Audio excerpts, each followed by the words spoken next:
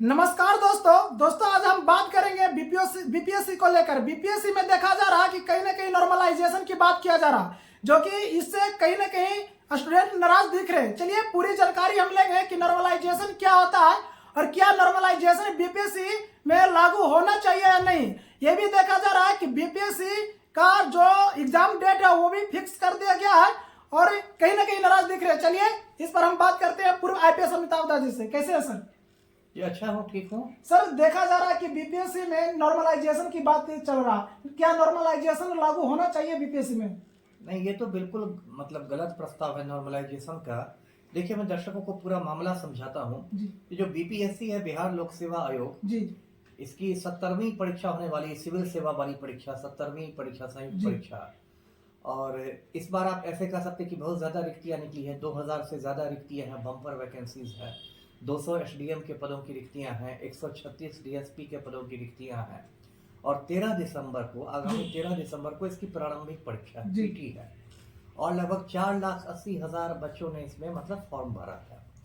तो यहाँ तो सब ठीक ठाक था, लेकिन उसमें बीपीएससी ने एक नया शगुफा छोड़ दिया है। उसमें कहा है कि जो परीक्षा होगी उसमें बच्चों के बीच 3 प्रकार के प्रश्न पत्र बांटे जाएंगे, 3 सेट्स ऑफ क्वेश्चन पेपर्स।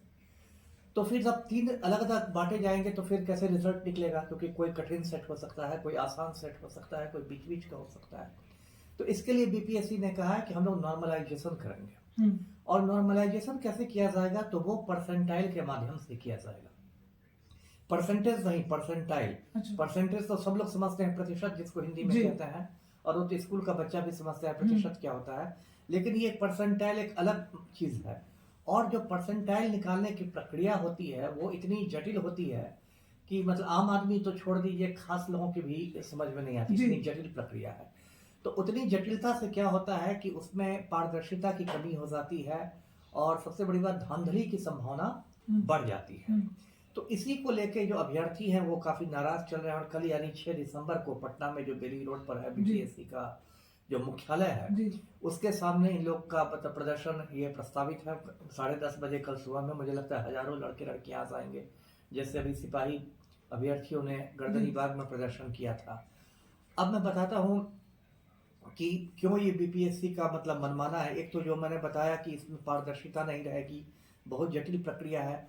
जब सीधे सीधे मार्किंग होती है तो उसमें कोई भी लड़का या लड़की आता है, परीक्षा देके आंसर की से मिलान करके पता कर लेता है कि मोटा मोटी मुझे इतने अंक मिलेंगे। लेकिन इसमें तो कुछ पता ही नहीं है। हो सकता है आपको 60 अंक मिले हो, लेकिन आप छटा जाए, 40 अंक वाले कहीं से निकल जाए। मतलब बहुत आप कह सकते हैं एक जटिल और ये वाली प्रक्रिया है, मतलब जिसमें सब कुछ घचपच हो सकता है। एक बात यह है। दूसरी बात मेरा ये कहना है कि बीपीएससी तो राज्य स्तरीय आयोग है। जो यूपीएससी है, संघ लोक सेवा आयोग, वो इतनी बड़ी परीक्षा लेता है यूपीएससी की, पूरे हिंदुस्तान में लेता है, कश्मीर से कन्याकुमारी तक कहीं ज्यादा परीक्षा केंद्र उसमें रहते हैं। तो यदि यूपीएससी बिना नॉर्मलाइजेशन और बिना परसेंटाइल के परीक्षा ले लेता है तो फिर बीपीएससी को क्या दिक्कत है? आप तो उसकी तुलना में एक छोटी परीक्षा ले रहे हैं ना, तो आपका काम तो और आसान होना चाहिए। तो और क्यों आपने अपनी ओर से उसमें जटिलता दे दी है? तीसरी बात क्या है कि यही चीज अभी हाल में जो पड़ोसी राज्य हमारा है उत्तर प्रदेश, बिल्कुल, उत्तर प्रदेश में भी यही परसेंटाइल वाला शगुफा छोड़ा गया था। और वहां समीक्षा अधिकारी वगैरह की परीक्षा होने वाली थी।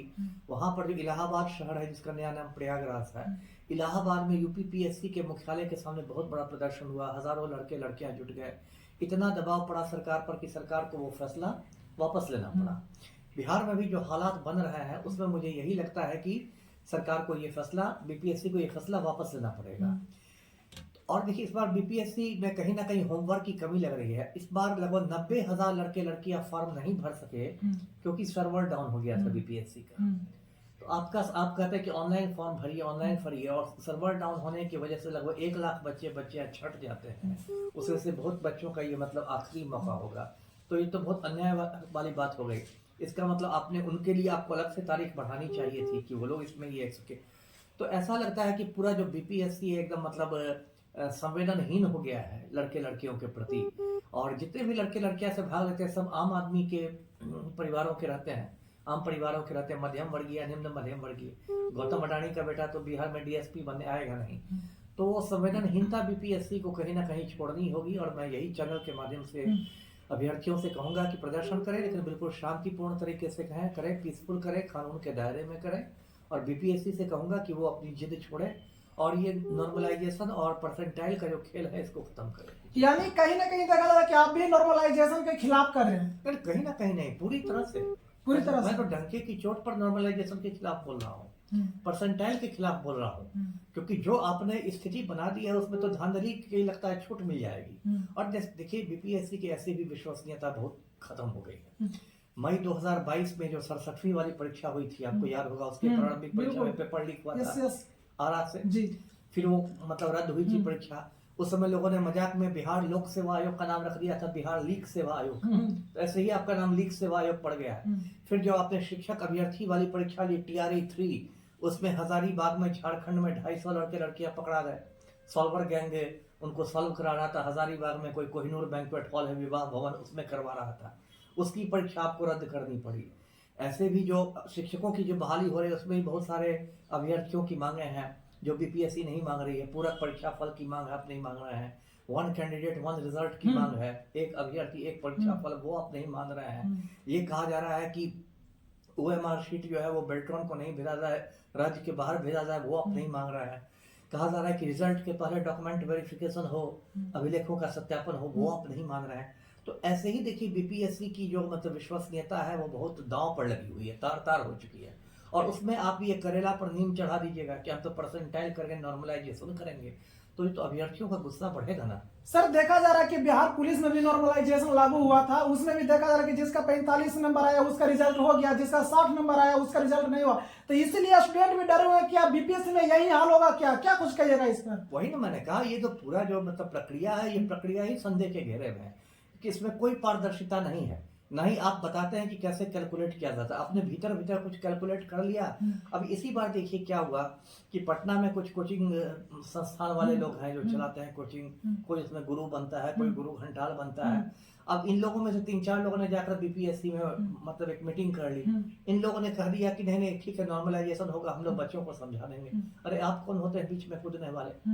आप क्यों कूद रहे हैं सरकार की दलाली करने के लिए? आप अपनी रोटी सेक रहे हैं, लेकिन उससे लड़के लड़कियों का तो नुकसान हो रहा है ना। मतलब अपना इमेज ऊंचा करने के लिए मतलब स्टूडेंट को गिरा रहे हैं। हाँ, मतलब अपनी रोटी आप सेक रहे हैं। आप सरकार की नजर में अच्छा बनना चाहते हैं, आप अपने कोचिंग संस्थान के लिए कुछ फायदा लेना चाहते हैं, या आप सोचते हैं कि हम कोचिंग संस्थान में जो कुछ गड़बड़ करते हैं तो मेरा सील नहीं हो जाए कोचिंग, तो आप इस चक्कर में है। लेकिन इसमें आप लड़के लड़कियों की जिंदगी ना दांव पर लगा रहे हैं। तो ये नॉर्मलाइजेशन और ये सब परसेंटाइल सब बिल्कुल बकवास है। जब यूपीएससी इसके बिना कर सकता है तो बीपीएससी क्यों नहीं, मेरा सीधा सवाल है। सर एक अंतिम सवाल रहेगा, बीपीएससी का स्टूडेंट है, उनका कहना है कि एज को लेकर भी वो लोग मतलब परेशान है, और उनका एक और ये मांग है कि जो एग्जाम डेट है उसको बढ़ा दिया जाए, और जिनका एग्जाम फॉर्म नहीं भराया, मतलब जिनका 80 हजार लोग मतलब फॉर्म नहीं भर पाए, वो लोग का मांग है कि मतलब डेट बढ़ाना चाहिए, और जो एज को लेकर है वो भी भरना चाहिए। क्या कुछ कहिएगा? वही तो मैंने कहा ना, मैंने कहा कि सर्वर डाउन हो गया बीपीएससी का, और इससे 90,000 लड़के लड़कियों का छूट गया फॉर्म भरना, और से बहुत सारे लड़के लड़कियां होंगे जिसमें उनका ये मतलब आखिरी चांस होगा। तो क्या एग्जाम डेट बढ़ना चाहिए सर? बढ़ना चाहिए, क्यों नहीं बढ़ना चाहिए, सबके साथ न्याय होना चाहिए। और जो एज रिलैक्सेशन की बात हो रही है वो भी, उसको भी सहानुभूति पूर्वक विचार करना चाहिए। क्योंकि देखिए कोरोना की वजह से, कोरोना की जो महामारी फैली थी, तो 2-3 साल उसे बहुत मतलब उछल पुछल वाले साल हो गए। जैसे 2020, 21, 22 में काफी उछल पुछल रहा, परीक्षाएं समय पर नहीं हुई, परीक्षा फल समय पर नहीं निकला, सेशन लेट हो गया। तो वो तो किसी बच्चे की गलती नहीं है, वो तो एक महामारी थी। तो बहुत सारे राज्यों में क्या किया गया है कि इसको देखते हुए 3 साल की छूट दी गई है उम्र सीमा में।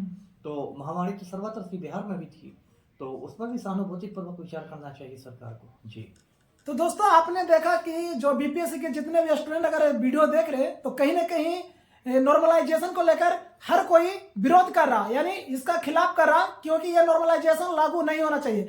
लेकिन सरकार और बीपीएससी के आयोग द्वारा कहीं ना कहीं चोरी छिपे से नॉर्मलाइजेशन लागू करने का प्रयास कर रहे हैं, लेकिन ये बिहार में चलने नहीं देंगे। हमने भी कई टीचर से लिया है बात, तो वो भी बोल रहे हैं कि नॉर्मलाइजेशन लागू नहीं होना चाहिए। बाकी आप लोग कल क्या पटना में धरना देने आ रहे हैं या नहीं, कमेंट बॉक्स में जरूर प्रतिक्रिया दें। बाकी वीडियो आपको कैसा लगा? अगर अच्छा लगा तो आप लोग चैनल को सब्सक्राइब करें, लाइक करें।